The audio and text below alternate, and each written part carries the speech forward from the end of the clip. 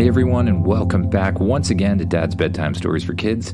My name's Martin. I am your host, creator, and the only person who actually works on this podcast.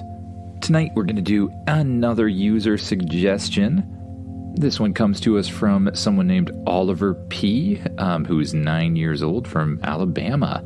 Same name as my son, but not the same person. And Oliver wrote in, and he would like a gaming planet that is where games, or video games, were invented. Now, I'm pretty sure video games weren't actually invented on another planet, but just hear me out. We'll make it work. If you like the episode, don't forget to rate it and review it on whatever podcast app you're listening on. It really goes a long way to others finding the podcast and is one of the best things you can do to support the podcast. A big thank you to everyone who's done that already. It makes a huge difference. But now, get as comfy as you can in your beds, close your eyes, and imagine yourself doing what the kid in the story does. Imagine yourself waking up once again on Spaceship. You get up, you stretch your neck from side to side, and you decide to go see what's happening on the spaceship. You open the door from the bedroom to the rest of the ship, and you have a little look around. How are you this morning, Spaceship? I am good. How are you? I'm great. So, what's on the docket for this morning? Where do you want to go? You ask. I have located a planet that seems to be obsessed with video games. Really? A planet that's obsessed with video games? That sounds kind of neat. Tell me more about it. Well, on this planet, the main thing people do to communicate with each other and to spend time together is play various video games. There seems to be a mix of traditional games, virtual reality games, and even augmented reality games on this planet. Well, that sounds pretty fun. Let's go check that out. Understood. The course is already set. Hey, it's like you read my mind, you say to Spaceship. You head over to the kitchen area and order your favorite breakfast. Like always, it appears through a little slot in the table. After a short period of time, you arrive at the gaming planet. You drop out a super hyperdrive and it's just sitting there right in front of you. It looks really technological. There's a lot of metal all over the place. The whole thing's filled with bright lights, even on the opposite side from the sun. Alert, enemy spacecraft incoming. Alert, enemy spacecraft incoming, Spaceship says. What do you mean, enemy spacecraft? You run to the control console. You sit down on the seat very quickly. You take a seat belt that sits beside the seat and you buckle it up as fast as you can, knowing that this might be a bit of a rough ride. Put the enemies on screen, you say. On the screen in front of you appears a picture with a whole bunch of enemy spacecraft. They're flying all over the place and they seem to be in some sort of battle. You grab a hold of the controls as quickly as you can and try to steer the spaceship around the big battle. You watch as one of the enemy spacecrafts destroys another spacecraft.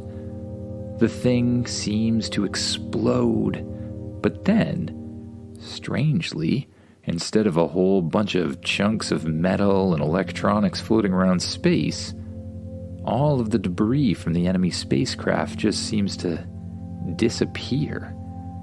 What's going on? You ask Spaceship.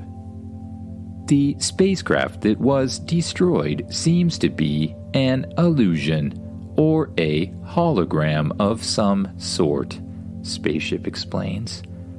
They're fighting holographic ships? That seems a little strange to me. Alert, enemy craft incoming. Oh no, you see one of the spaceships flying straight for you, shooting red laser beams directly at your ship. You grab a hold of the steering wheel and press forward on the throttle as quickly as you can. You pull back on the steering wheel, shooting yourself straight up into the air, doing a perfect backflip. You find yourself directly behind the other spacecraft through this very exciting move that you've pulled off. Lasers, you say to spaceship. Activating lasers now, spaceship responds. 2 huge laser beams pop up out of the top of the ship. On the screen in front of you, a little X appears, indicating where you're aiming the lasers at the moment. You fly the ship as carefully as you can. You lock on to the ship in front of you, and you press down on a red button that's on your steering wheel. Suddenly, a blast of lasers shoots at the ship in front of you. You watch as the lasers make contact and the ship starts to spin out of control. Incoming message. Incoming message. Put it on screen, you say to spaceship. Suddenly, a picture appears. It's clearly the pilot of the other spacecraft. Hey, what are you doing? You're not supposed to shoot real lasers in this battle, the man in the other craft says. What do you mean, you say? I thought you were attacking me. I didn't know what else to do. Attacking you? This isn't a real attack. We're just playing an augmented reality video game. Actually, I thought you were a part of it until you hit me with the real lasers. Whoops, you say. Do you need help? Yeah, could you, come rescue me? I'm kinda spinning out of control here, the other man says. Yeah, I'll be right there, you tell him. You fly over to the other spacecraft. Tractor beam, activate, you say to spaceship. Activating tractor beam. Spaceship shines a bright yellow light down on the other ship and slowly brings it closer and closer to your own. Where can I take you? You ask the man. Here, I'll send you some coordinates. This leads to my home base, the man says.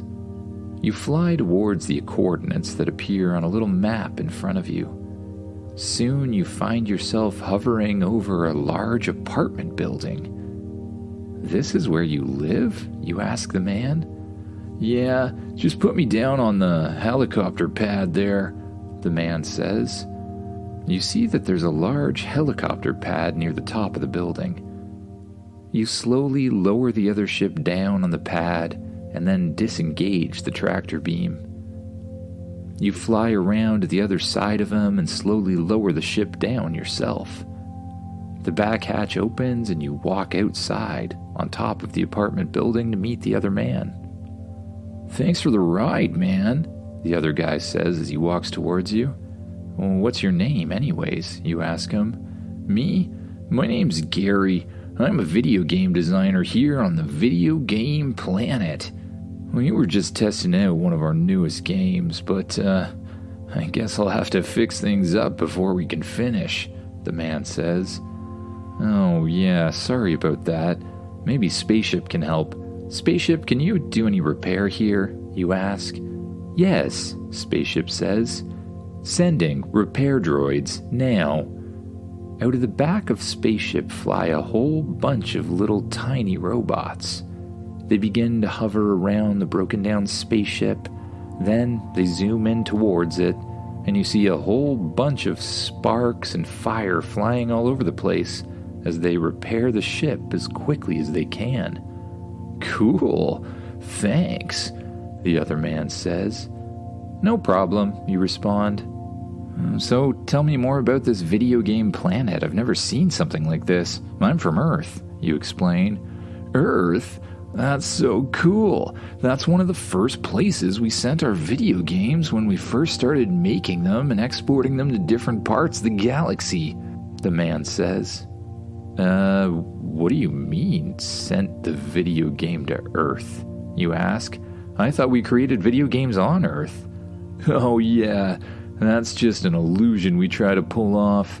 What we do is plant one of our members on the different planets, then we have them pretend to create video games in the first place.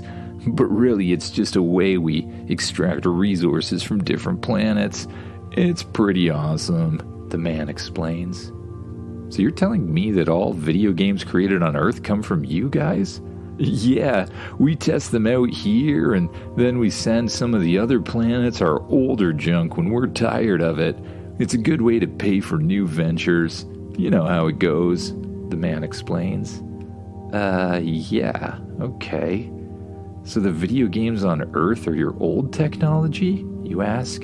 Yeah, we have way newer technology now. Let me show you around, the guy says. You follow the man inside the building. There's a huge set of doors that open into a giant room. An apartment. A very luxurious apartment that seems to take up the entire top floor. Wow, is this yours? You ask. Yeah, this is one of my places. I like to stay close to work, so, it might be a bit small, but it lets me stick around here and get some stuff done. A bit small, you say, shocked by the comment. This man's apartment takes up what could probably be split into almost 50 different units, and it's on the very top floor of the largest building in the city as far as you can see. You follow him inside, and he takes you to an elevator. He presses the button on the elevator, and soon the doors open up. You both climb inside, and he presses the button for the 30th floor. The elevator closes and goes down and down and down until you hear a dinging noise. The doors slide open, and you find yourself on a floor full of people sitting in little chairs with strange helmets on their head. What's this? You ask. This is the pinnacle of video game technology, the man says. This is our fully immersive virtual reality experience. Unlike some of the virtual reality you're probably used to, what happens here is you put the helmet on your head and it actually interfaces directly with your brain. Your brain thinks that the body of whatever video game character you're playing as is actually your body. Anything you do, jump, move, that sort of thing, the character does as well. And the whole time you're just sitting here in a chair. That's pretty cool. How often do they get out of the chairs? Oh, well, people used to do that sort of thing, but these days they're kinda stuck in it. We even hook up feeding tubes so they don't have to leave if they don't want to, the man explains. Really? That's sad. Okay, well, can I try it out? You ask. Sure, come on over here, the man says. He leads you over to a little chair with a helmet on top of it. You sit down on the chair. It's very, very comfortable. And the man slowly lowers the helmet over your head. You feel a strange sensation pass through your body and you close your eyes. When you open them, you find yourself in a completely different place. And in fact, you find yourself in a completely different body as well. You look down at your arms and your hands. You're in the body of some sort of warrior.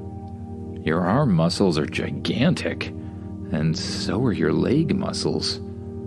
You pat around your legs, then your shoulders and your back, and sure enough, you find something on your back. You grab the handle and pull it out. A gigantic metal sword. Cool, you say. You test out moving the sword around from side to side, slicing it through the air, pretending like you're blocking incoming attacks. All of it feels like you're doing it with your own body. You attempt to jump up in the air for some sort of super strike, and you find that you fly up in the air way higher than you expected. When you land on the ground, you're amazed at your speed and your power. You can run faster than you normally can. You're much stronger than you normally were. And you can jump 30 or 40 feet in the air with a single leap. Then you hear a voice. "How do you like it?" the voice says. "This is amazing," you say. "It's like I really am the character." "Yeah, just wait. I'll throw in some test bots," the man says. "Some test bots? Okay." Suddenly, little robots begin appearing in front of you.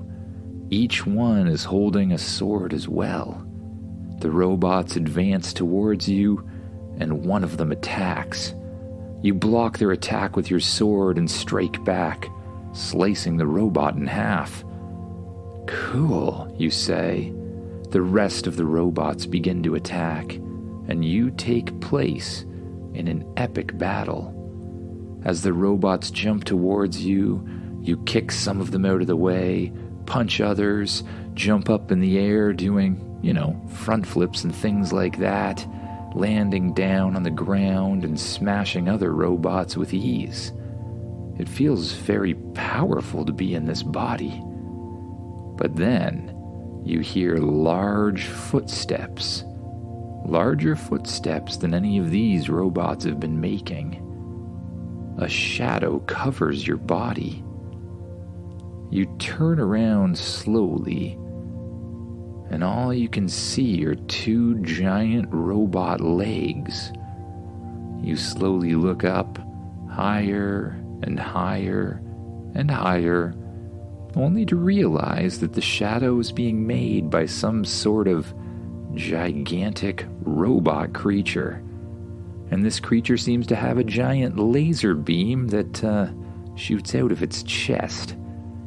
The laser beam powers up a bright red color, and you decide it might be time to get out of the way. You jump up in the air as high as you can just as the laser shoots down at the ground. You land on top of a nearby cliff and turn back towards the robot, which is turning towards you as well. "Okay, I need some way to take this thing out," you say to yourself. "I have an idea." You wait for the robot to charge its laser one more time, and just as you're sure it's about to go off, you dive down off the cliff, doing a perfect front flip and landing on the ground. You run straight towards the robot's feet. When it's done its first blast of laser, it looks down towards you, trying to get out of the way. But you, with your incredible speed, zigzag around its feet. You jump up on its left foot and you begin to climb higher and higher and higher until you get up to its knee level. You take your sword off your back once again and you jam it into the back of the robot's knee. Sparks shoot everywhere, and the robot falls to one knee on the ground. As soon as it does so, you climb up the rest of the robot, up its back, onto its shoulders, and behind its head. There, at the top of the robot, you see something that looks like a door. You run over to the door, and with your fist, feeling as powerful as a fist has ever felt to you, you slam it straight into the door. The door crumples and flies across a little room inside the robot's head.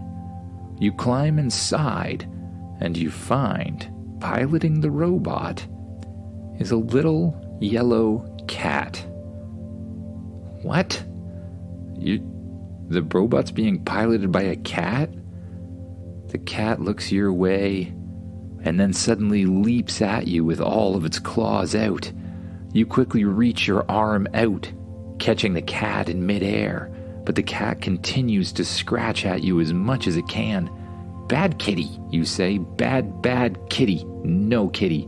No kitty." The cat slowly begins to calm down as you pet it gently on the head. It releases its claws and it begins to purr. You let it sit down in the head of the robot as you scratch the side of its face, and it just sort of lays down and enjoys the face scratch. This is kind of a weird game," you say. "Can you let me out of it now?" "Yeah, I guess so." Suddenly, a flash of light appears around you. You close your eyes once again and get that strange, tingling sensation up your spine. When you open your eyes, You find yourself back in the room of the video game planet. You take the helmet off your head, placing it behind you, and you look up at Gary. Well, that was pretty cool, you say to the man. Have any other video games? Yeah, plenty, but I've got a lot to do today, so, I don't know, why don't you come back Tuesday or something like that, the man suggests. Okay, maybe I will if I'm in the area, you say. You walk back to the elevator and go up to the top floor. You walk back through the giant apartment building that Gary seems to live in part-time, and back out towards the spaceship. The back hatch of the ship opens up and you climb aboard. You jump in the command chair, pull back on the steering wheel and push forward on the throttle, gently pushing yourself up towards the sky. You fly through the clouds and pierce through the atmosphere, and you watch as the video game planet disappears, getting smaller and smaller behind you as you fly further and further away. That was a weird planet, you say to Spaceship as you jump to super hyperdrive. You leave the command center and lay down on the couch. You turn on the television and begin flipping through different channels until your eyes begin to get really, really heavy. You allow them to close, and you begin to focus on your breath, just noticing your stomach rise and fall with each one. And with each out-breath, you let go of more and more tension, allowing your shoulders and your arms to sink into the couch, and then your torso and your legs and your feet. And last, you let go of all the tension in your face, just letting it relax into a nice half smile as you lay on the comfortable couch. You allow your mind to wander away to wherever it wants to go, and you gently fall asleep. Good night, everyone.